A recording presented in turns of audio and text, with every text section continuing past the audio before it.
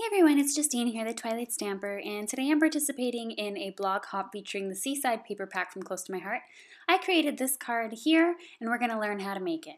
So a bunch of consultants are doing a blog hop. I'll link up to it in the corner. You can check out all the other projects that were created. This is a Seaside paper pack, and you can see the different kinds of paper. I used some of the paper pack already, sorry, some of it's cut here. And you can kind of take a look at the pattern paper. It also comes with 2 sheets of each of these, plus it comes with 6 pieces of cardstock that you can use. And let's get started on making the card. For my card base, I started off with an 11 by 4 1/4 piece of paper, and I folded that in half. I then attached a 4 by 5 1/4 piece of the patterned paper from this paper pack onto the card base, leaving a small border around it.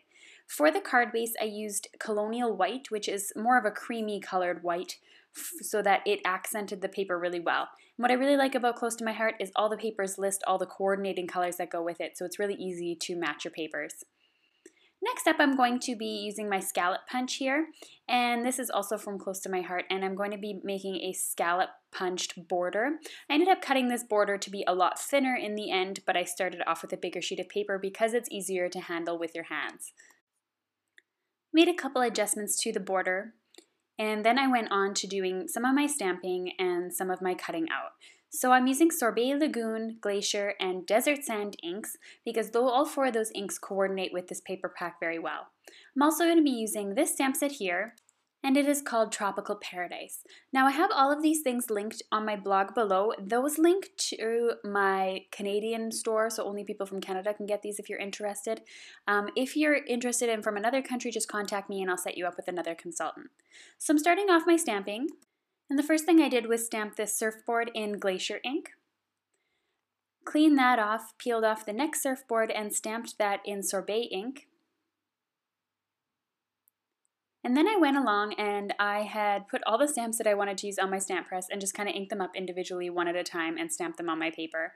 I used 2 inks to make the tree, Desert Sand, and Sorbet. And then I went along with Glacier and stamped the flower. I went along with the turtle and stamped that in Sorbet. And then I went along with some of these little flourishes here in Desert Sand. And the last one I did was also in Sorbet ink, and that was the sentiment.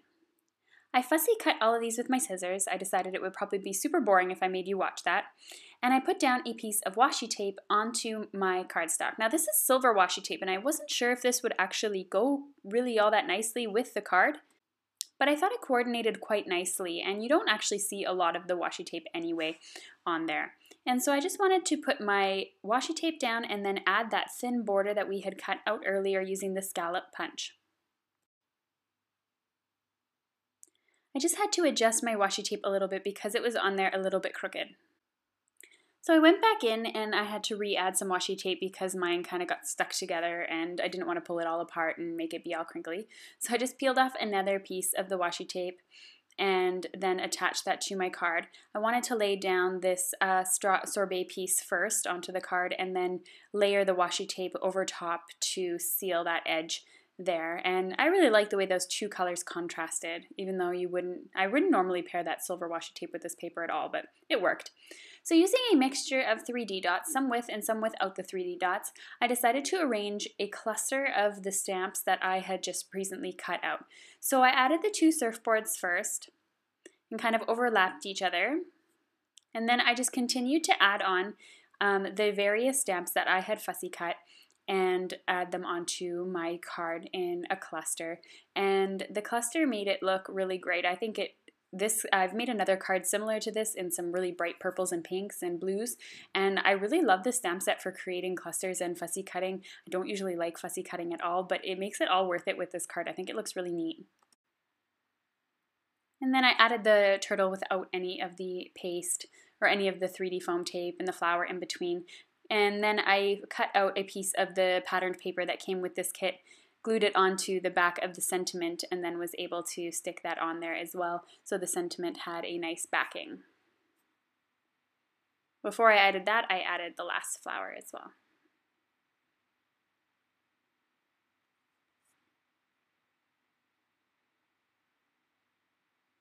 So I tucked that sentiment under the flower there, and that's the end of my card tutorial today. So I hope you enjoyed this card tutorial. You'll give me a thumbs up and subscribe to my channel, and I'll see you next time for another video.